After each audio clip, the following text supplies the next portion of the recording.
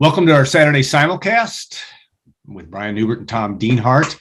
And appreciate you guys doing a very capable job last week and then some. I think you're probably maybe better off without me, but that's subject for another show. But appreciate. Don't sell yourself short.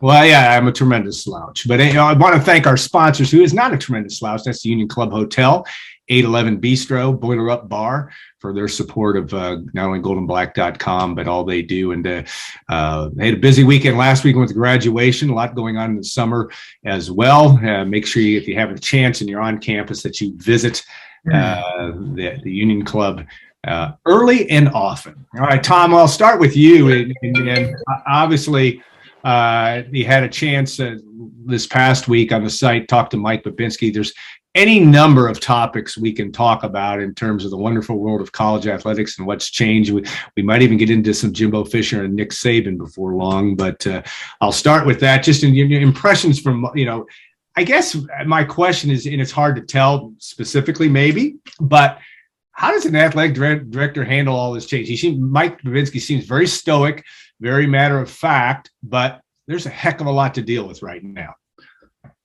Yeah, that's why they paid the big bucks, right?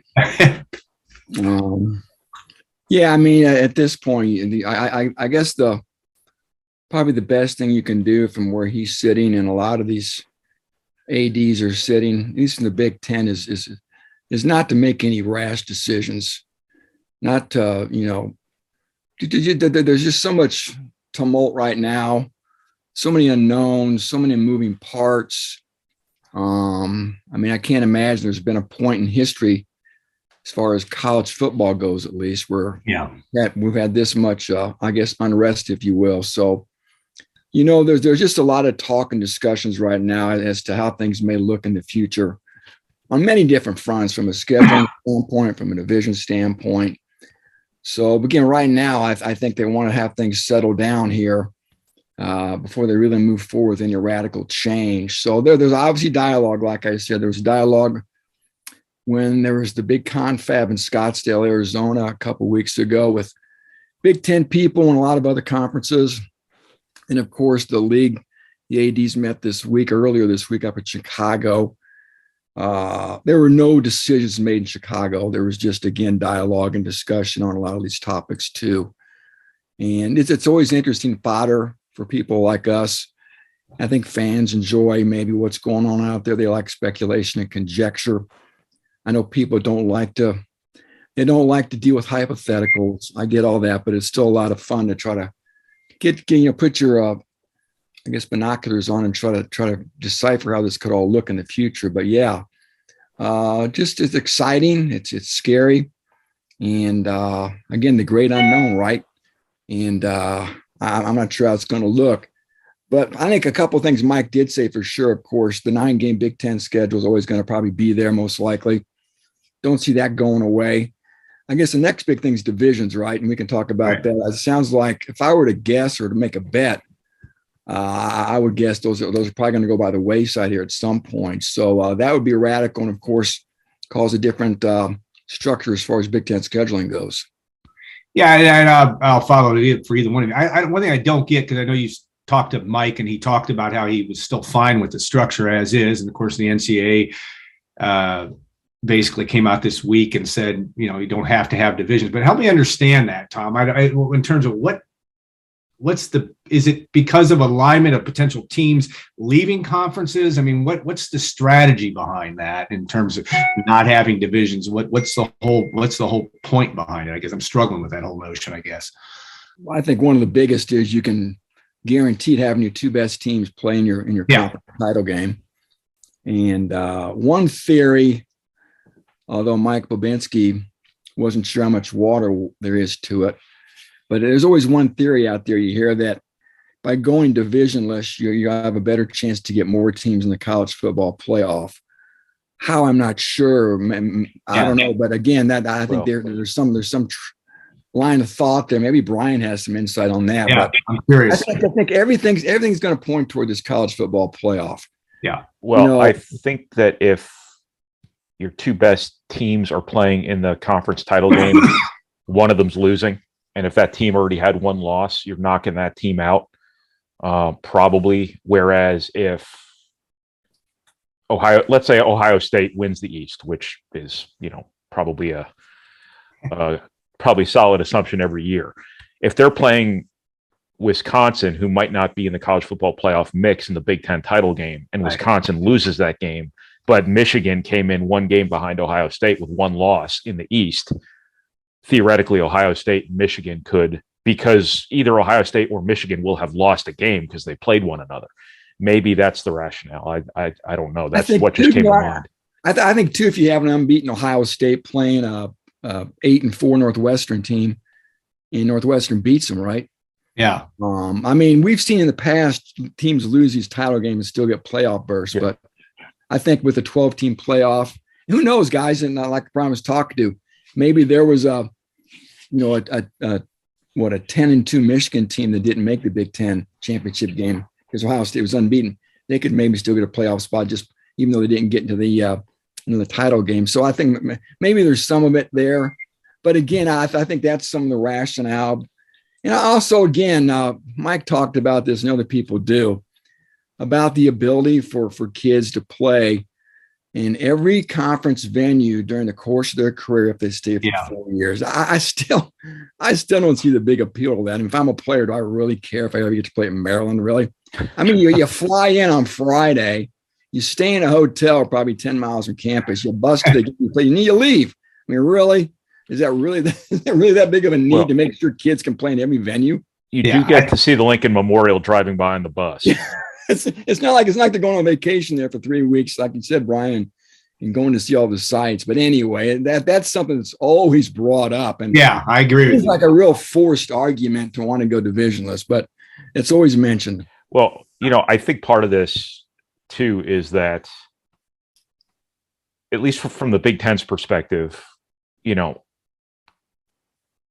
what does TV want? TV wants Ohio State and Michigan. TV wants Ohio State and Penn State. TV wants Michigan, Penn State. When you get saddled with Iowa, as well as Iowa travels, as we've heard often over the years, that's not the brand that, ABC can sell as much as, or whoever's televising the playoff, Fox, whatever network it is. I can't even remember. Fox right now. Yeah. I think this greases the paths a little bit more for each conference to get their biggest names in without having to worry about Michigan getting knocked out because they lost, because they lost that last game to Ohio State. Now this kind of greases the path for Ohio State and Michigan to make it. Whereas, the Big Ten West didn't really have that big name program, as long as Nebraska's bad, which I don't think they're not going to be anytime soon. But, and even Nebraska still, if you give ABC their choice between Nebraska, a good Nebraska team, and Michigan, they're still taking Michigan. So I think this is just another mechanism to cater to the moneymakers in college football as much as anything. And that's what it always all comes down to. Always follow the money. Brian said it. I think Brian summed it up perfectly there in those 4 words, or whatever it is. What does TV want? Mm-hmm. And that's the first question that must be answered. And that drives obviously everything. Not that that's a great revelation, but I think that's a great summation of it right there. And the Big Ten West guys, they went to this geographic configuration, I think in 2014, I want to say. Big Ten West has never won the Big Ten championship game. How about that? And so, I mean, why put somebody in there in your championship game that really doesn't probably usually deserve it? Is that right? People They've never won the Big Ten title game. I thought Wisconsin won it one year, didn't they? No, but let's go back to leaders and legends. You go back. I mean, people keep, then they throw back at me. Well, there's the Big Ten where they really want Michigan, Ohio State playing in back-to-back weekends, because that's what could happen. You could have them playing the last game of the season, then playing in the Big Ten championship. Hell, yes, they do. For what?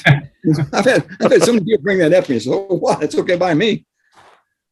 Yeah. I'd rather have that than Northwestern playing Ohio State or Michigan State or anybody playing countering Ohio State or Michigan from the Big Ten West. No offense to Iowa, Purdue, Wisconsin, or anybody else. I love all those schools. I love parity, but I mean, boy. Didn't the SEC just do that? Didn't Alabama and Georgia just basically play back-to-back, or were there games between? I can't recall. if they played in the SEC No, title game, yeah, or not. Yeah, Alabama beat them in the SEC title this year, and then of course Georgia beat Alabama in the. Yeah. Oh, okay, that was the college football playoff. That's right. I thought they finished because Alabama would have finished the regular season against Auburn, right? Right, correct. Yeah, it's the Iron Bowl. Yeah, I mean, I agree. I think your guys are both correct. I mean, there's no doubt. I mean, it's stating the obvious, but it is too bad for people, as I always say, like the University of Purdue, that because I think Purdue fans hold out that hope. Oh, we're finally going to get to Indianapolis at some point in time, maybe this year. But I agree. You know, a Purdue Penn State Big Ten championship game holds about 1/5, maybe 1/8 the water that Ohio State Michigan rematch does, and everything is channeled that way, and that part is the way it's going to continue to be. And I guess that if anything with name, image, likeness to transfer portal to everything else, we're in that mode where that is the reality of it all. I thought one other thing that came up this week was and Babinski talked about that a little bit. I think to Carm about the whole notion of paying bonuses for academic excellence at Purdue, and there's obviously going to be other schools that will be doing that. Again, is this all, and I'll start with you, Tom, all just a way to actually try to even up that playing field with where NIL is and where the collectives are? I mean, how do you view that, or is that too simplistic of an approach in terms of being a pro student athlete, pro financial student athlete type approach?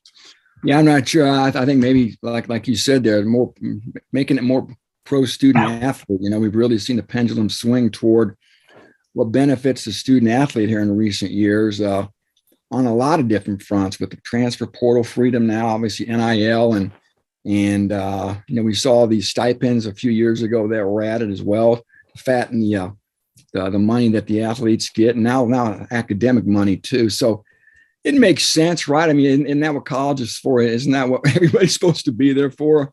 Doing well academically and studying. Yes and no, but yes, absolutely, it should be. That's the function of a university. It's not to have football teams and basketball teams and make alumni shake their pom-pom. But, you know, again, what's crazy too, guys, is, you know, some of these ADs and these coaches they've been getting bonus money for academic achievement for years, and the kids haven't. I mean, how crazy is that when you think about it? How crazy is that? It's crazy. Yeah. I mean, again, I think it's just like you said initially, Alan. It's maybe, you know, finally realizing, hey, we need to throw another olive branch or smooth everything over with the student athletes. And this is another way we can do it, by giving them some money from an academic standpoint. I think it's capped at like at $5,000. Guys, all I can say is, if I was in school and an athlete, I'd probably have to give him money for my academic performance. Son, you have no grade point. Now that isn't you, Tom. You were well, it was a 6-0 scale back when you were there. So you were I don't tell people it was 6-0 scale. Yeah. Now Brian was under the 4-0 plan, and he was a 4-0 student, certainly. So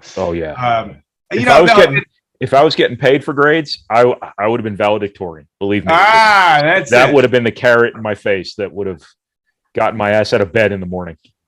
And you know, to ask another question that there probably is no good answer to, but I'll throw it to Brian, that, you know, the whole notion, I think I saw it on the D1 ticker about, and it might have been Illinois, that, you know, I'm not even sure, that the AD and of course gets a $1.2 million contract, and yet the rest of the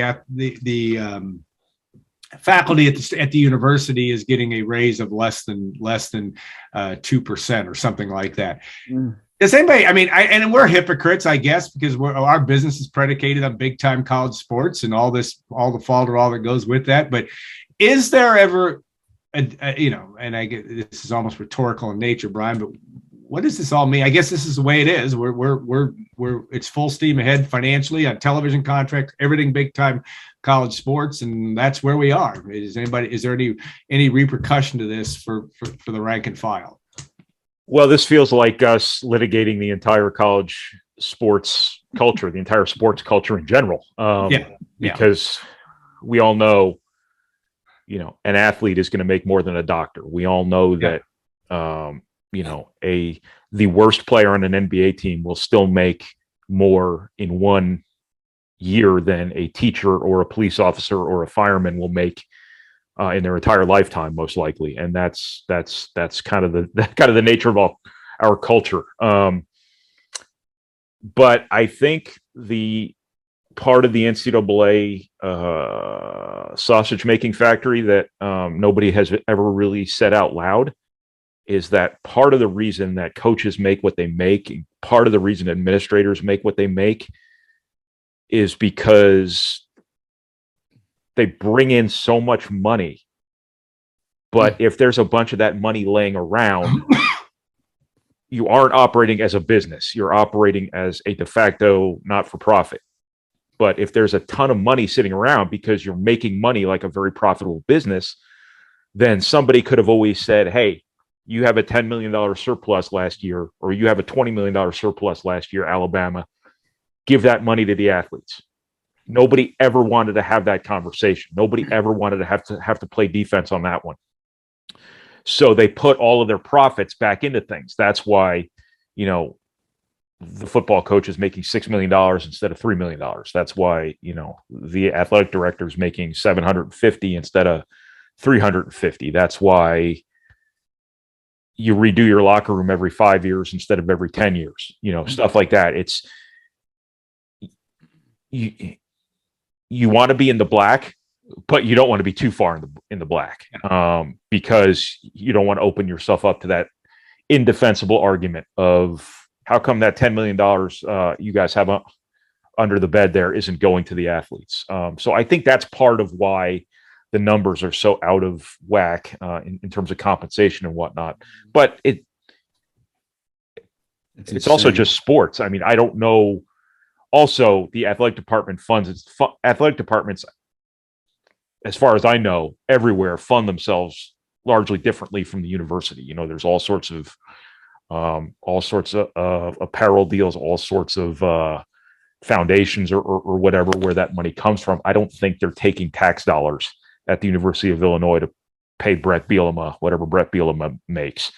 Stuff like that. Obviously, at Purdue, the John Purdue Club funds the majority of the athletic department, at least from a scholarships perspective, things like that. So I think there are just fundamental differences between the academic portion of campus and the athletic portion of campuses. And that has always been the case. And I don't think that will ever not be the case, but it's also a picture perfect reflection of the imbalance in our culture and our society over, the money that goes into entertainment, the money that goes into sports, and the money that goes into, things that, truth be told, matter a little bit more. Yeah. There's no need for colleges to have better facilities than NFL teams. Correct. You know where NFL teams spend their money? Salaries. Yeah. Crazy idea, huh? Yeah. They don't have mini golf course at the Kansas City Chiefs complex. Well, they don't have billiards machines. They go in there, they lift weights, and they watch film, and they go to meetings, and they go home. They don't. It's ridiculous. It's just pure ridiculousness to try to game the system, Brian. Make sure you're spending every nickel so you don't get called out on it. Just think about it. It's ridiculous, and it shouldn't exist. It's ridiculous. No, I would argue that was always part of the counter argument, to allowing athletes to profit in any way off of their college identities or whatever, is they would say, well, getting to use these nice facilities are part of their compensation. That was the most disingenuous argument that people could have made, because those facilities are there for two reasons. One, to recruit more athletes. Yep. To recruit better athletes, but also to develop the kids you have now into better players, so you make more money. It's if you gave athletes a choice between having a golden toilet bowl in their locker room or having a check, getting actual money in their pocket, what do you think they're going to pick? Right. But how is that money being spent? Oregon has a fountain in its football building. That's not a developmental thing. That is simply, hey, we have money, spend the money. I'm just saying too that I know what's going to happen in these Olympic sports. There was a tweet from John Wilner, who covers the Pac-12 as good as anybody in the country, She says, imagine an athletic director explaining his economic model to a person in another business. The AD says, by law, I'm forced to support and maintain 16 subsidiaries that are guaranteed to lose money every year. Every year. Why are we doing this? Because it's the law. It's all I'm saying. This is all dollars and cents. This becomes all dollars and cents. Right. I get it. But until the law, no sense at all. It may not make sense, but until the law changes, it's maybe there's a way they can circumvent the law. Well, and I think what we've talked about before, and I think that's what is maybe the biggest impetus behind the move from football away from the NCAA, if they can find a way away from that legislation, yeah, that may ultimately alter all of it from that standpoint, and that was what remains to be seen, certainly, and how this plays out. And I think the overriding thing too is through all of it, and maybe Mike Babinski is right. We got to take some level of stability, relax, see how this all shakes out in some fashion. It will get to some level of equilibrium, or not my favorite term, but a new normal, and you'll adjust to it. We'll see from that standpoint. All right. Every week when we talk about NCAA issues here, I know. Inevitably devolves into like the opening credits of Terminator 2, where the Terminators are stepping on skulls and trying to hunt down the remaining humans. We got there faster this week. Yeah. Can't help it. All right, I do want to bring up a non-revenue guy, and then I also want to hit Trevion Williams at the end, and Brian, a little bit about Brian. Devon Browse retires, and I know that this is not a sport we cover in golf, but I think and of course, he has been the head women's golf. He's coached the men's golf team. He's run the golf program, and the reason why I think there's Devon's made a big change in Purdue sports over the years is that with what happened in Purdue's golf facilities and with the Pete Dye courses and the development that really brought a level in the days of Morgan Burke of, hey, we are gonna do something that is absolutely over the top, first class. Yes, I understand it's golf, and it's to Tom's point, it's not a revenue maker, but it is something that has brought a lot of. He had a lot to do with coming from North Carolina. Of course, Devon, a Purdue graduate, but coming to Purdue and changing kind of that culture there, and I think it had an impact of a little bit of changing the culture, really, of how Purdue did things from an athletic standpoint. I don't know that I'm asking for any great comment about that, but Devon's certainly had a big part of that from his role coming here in 1996 or whenever he came to West Lafayette. Well, the sport of golf isn't a moneymaker, but the golf courses are a moneymaker. Oh, yeah. And I think that's a big time thing for Purdue in terms of its campus community, because because those golf courses aren't just used by the golf teams, obviously. It brings people to campus. It's just something notable for Purdue's campus, obviously. And I think that's a big deal. I think Purdue's a big-time golf operation these days, not just and Browse had everything to do with good golf team. And obviously, Devon had a lot to do with that, overseeing the whole thing for the most part. As far as I know, again, I don't really follow the golf beat as much, but he won a national title too. I mean, it's how many coaches in the history of Purdue golf or in the history of Purdue anything can say they won a national title. Great. Yeah. He did so, by doing it the way I think you have to do it, is you dedicate full scholarships to international athletes as opposed to trying to win in golf with Indiana or Midwest athletes. That's just not the way that sport works. And I think he brought a lot of notoriety to Purdue's golf programs. He brought a lot of notoriety to Purdue's just overall golf environment. And I think that he should be remembered as such. He made quite an impact here on the links, I guess you can say. Well, and the other thing too, is that the $20 million Pete Dye clubhouse, which we're all going to see here in about the next year, is and he and others certainly had a lot to do with Sam Allen, obviously, and the Allens have donated the money to do that. But again, like to your point, Brian, it's not necessarily winning and losing in men's and women's golf, though Purdue's done its share of that. It's the fact that this is a facility for the university that is going to be off the chain. I mean, and be a difference maker, not only for Purdue, but also for the community. Tom, I didn't mean to cut you off. Any other words of wisdom on the career of Devon Browse, but also just the role of that, bringing the big time to Purdue in some fashion. Yeah, I remember how long ago was it, Alan, when they redid the North Golf Course? Yeah, 1997. Can you believe that? I remember when they did that. That was a big deal. My fraternity was kind of funny. I was in the Tower Acres like you, Alan. My fraternity my room looked right back on one of those holes. Yeah, we used to get on after dinner and screw around and play some holes. But anyway, that's my extent of Purdue golf. I remember Joe Campbell was the coach, I think. Yeah, when I was in school. But yeah, obviously, like Brian said too, though, and you just the golf course goes well beyond what the men's and women's teams do for Purdue. It's the public use.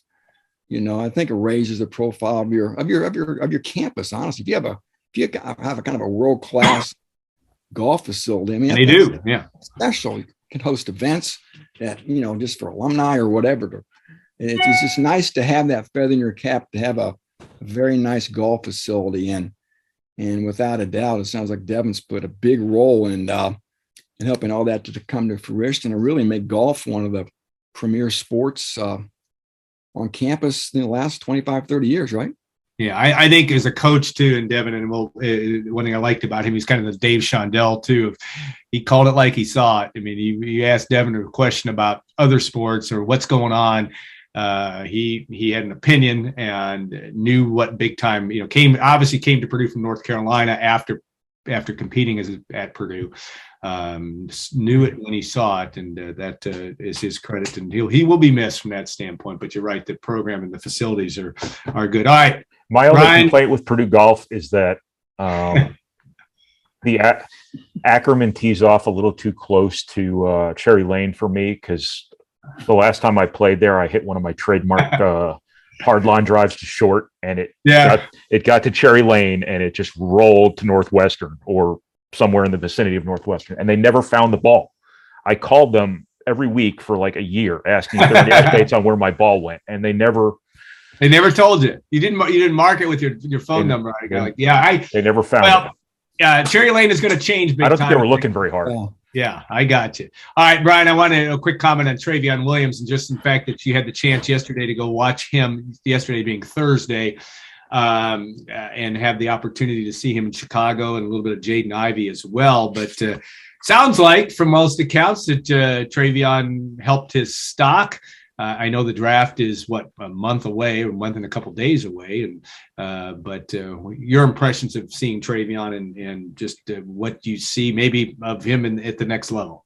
Yeah, I think he's put himself in a position here where he's got a really good chance to get drafted, and then it's going to be up to him to stick. I think that rebounding typically translates. He looks like he's in great shape. Yeah. I think if he can translate his passing from one level to another, I think the quick hitting nature of NBA offense can help him. That being said, nobody in the NBA is running their offense through Trevion Williams anytime soon. So he's going to have to do what you have to do in the NBA to stick, is you have to find something often outside of your typical identity as a player where you can help a team win. I mean, the NBA is a league of stars, and it is all about finding those complementary pieces, those role players around them who find a way to provide value. And, Trevion Williams has always been that guy. You throw the ball into the post 20 times a game, you let him diagnose the defense, and then you either let him score or go find somebody else. That's not going to be his MO at the next level. So he's going to have to really guard people. He's going to have to take a step defensively. He's going to have to rebound like his life depends on it. I mean, that's it came easy to him, I think, to a certain extent at the college level, but now it's not. And I think he's just got to find his niche. I mean, when you look at the NBA, I mean, during the playoffs, we talk about Luka and we talk about Tatum and we talk about, Steph Curry, but it's also about the Kevon Looneys and the Grant Williams and the Tices from the Celtics. The world needs ditch diggers too. And being a ditch digger in the NBA is a really good life. Oh, yeah. I think that he's just got to find a way. He's just got to find a way to get outside his traditional identity as a player and find a way to stick. But he looks like he's in great shape. He showed us some things in that scrimmage the other day where he can handle the ball a little bit in the open floor. I don't think anybody wants at the NBA level Trevion Williams leading fast breaks either. I think that's what the guards and wings are there for. But I think he just showed that he's not just the back to the basket player that he was in college. I think it would really help him if he shows he can make a consistent mid-range jumper or kind of runner in a short roll situation and pick and roll, stuff like that. If he can make threes, that would be obviously something that would really add to his value. But he's going to have to redefine himself as a player. But I think he's putting himself in a position here to, get the opportunity to do just that. Yeah, interesting. It's going to be an interesting thing to watch here over the next few weeks. And of course, Jaden Ivey almost assuredly in the top 5 pick as well, and we'll see where he lands. All right, I wish the Pacers could have got a higher pick, so they could have gotten them. But I think they go to 6. I don't know where the Pacers necessarily where their need would lie because they've got Halliburton. He's a foundational piece for their future. That's true, I guess. They've still got Chris Duarte, who's a second-team all-rookie team guy. You've still got Malcolm Brogdon, who's an all-star caliber player, or whatever assets you can spin him into through a trade or something like that. So I don't know if I'm Jaden Ivey, I want Detroit bad. I know you want to go 4, but if you have your choice between going to the Sacramento Kings, who rival the New York Jets as the worst franchise in sports, or getting to play next to Cade Cunningham an hour and a half from your mom. That's Jaden Ivey is what the Pistons need next to Cade Cunningham. That's a good young team that's coming up seemingly the right way. The Sacramento Kings have no clue what they're doing, as evidenced by the Tyrese Halliburton trade, as evidenced by their fact that they've been in the lottery now every year since like the Reagan administration. And let me just say this is way too much Sacramento Kings talk. Well, I could talk about the Sacramento Kings all day. Vlade Divac, though. Vlade Divac, Chris Webber, going all the way back to the Mitch Richmond days. Yeah. I remember they were Doug just Christie, Benoit Bent. That was the Clippers. Never mind. I think Lionel Simmons. The Clippers and Kings. What's the difference? Yeah, I can go back to Kansas City Kings with Sam Lacy and Nate Archibald. And tiny. Yeah, no doubt. All right, we always have a last segment of something different to talk about. Tom, do you want to talk about your lawn care work at home? This year I actually fertilized myself for the first time. I didn't realize how expensive fertilizer is, number one. Oh, yeah. And I kind of got some enjoyment out of it. All right. You know what sucks about fertilizer? What's that? The grass grows. That's okay. Oh, I know. So I made a decision. I am not mulching this year. I have to buy 8 cubic yards of mulch. I'm taking the year off. So if you drive by my house and you sit there, because I'm worried that people may notice, but I'm not that worried. And it is not 8 cubic. I have to buy 17 cubic yards, but I'm going to take the year off. I'm going to clandestinely get some stuff out there to make sure I kill the weeds. My wife doesn't like that very well. But other than that, that's what I'm doing. Brian, how's your lawn? Well, I traveled on. It's growing like hell, I'm sure. But I traveled on back-to-back weekends in the spring, and it rained like something out of the Bible during that week and a half. So I came back and it was too long. So I cut it as short as I could. I have bad aeration. I have clay in my soil. So I've got really dense grass that holds on to moisture, doesn't really drain very well. So my grass gets out of control.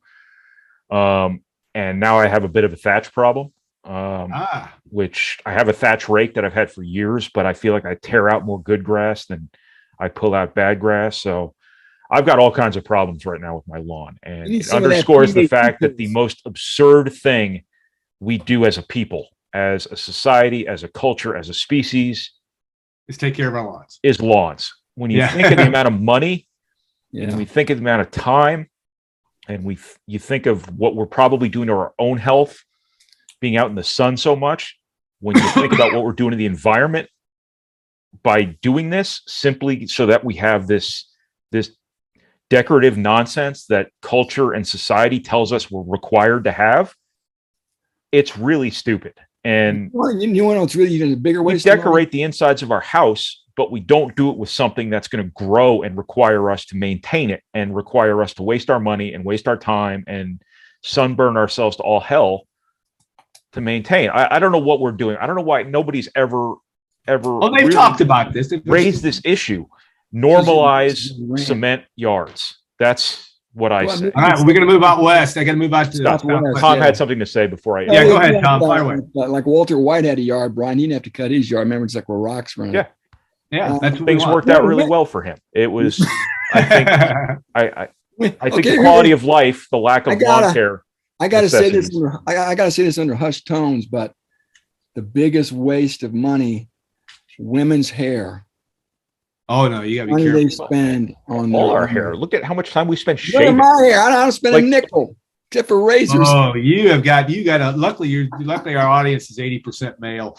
Though there are going to be somebody that's going to bite you. Oh my God, the hair products. I mean, going to the salon. I mean, it's just really.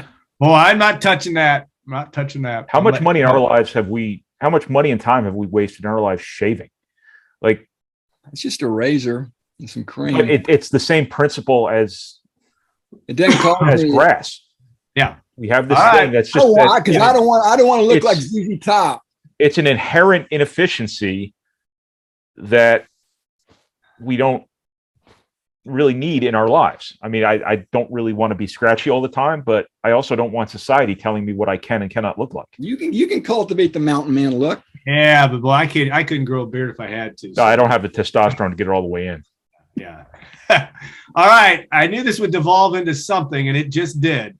So don't get me started on lawns because send us your best. Yeah, send us your best. Hey, Freakonomics had a great two piece on the absurdity of lawn care. So I'll have to send that to you, Brian. It's really good. Well, it's right up your alley. You know what's even more absurd than lawn care? Fence care.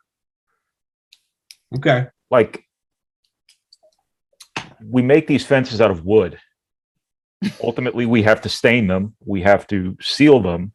He's giving this a lot of thought. The nails over time pop out. Sometimes the wood breaks, so we have to replace it.